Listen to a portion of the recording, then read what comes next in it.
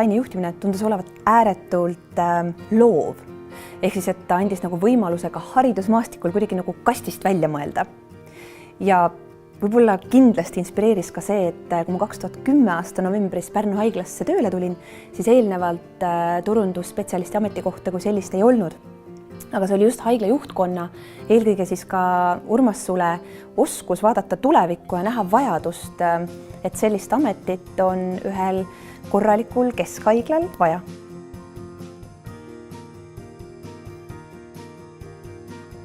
Kõige väärtuslikumaks pean eelkõige praktikute kaasamist, sest et nende kogemused ja nägemus sellest teenuse disainist tervikuna oli väga inspireeriv. Ja samuti ka meeskonnatöö rakendamist, sest töötades Pärnu haiglas, kus meeskonnatöö on number 1, siis need oskused, mida ma omandasin ka õppetöö käigus, sain ma rakendada siin. Pärnu inspireeris samamoodi looma ka oma ettevõtet, milleks andis väga korraliku tõuke loomulikult õppimine teenuste disaini ja juhtimise õppekaval.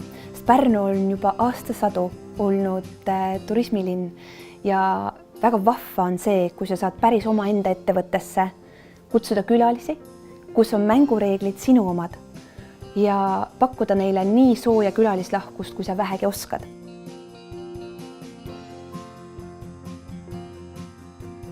Kindlasti julgustan sellele õppekavale tulema neid inimesi, kes tahavad, aga võib-olla veel ei julge teistest erineda ja alustada midagi päris enda oma või täiendada midagi, mida nad juba teevad.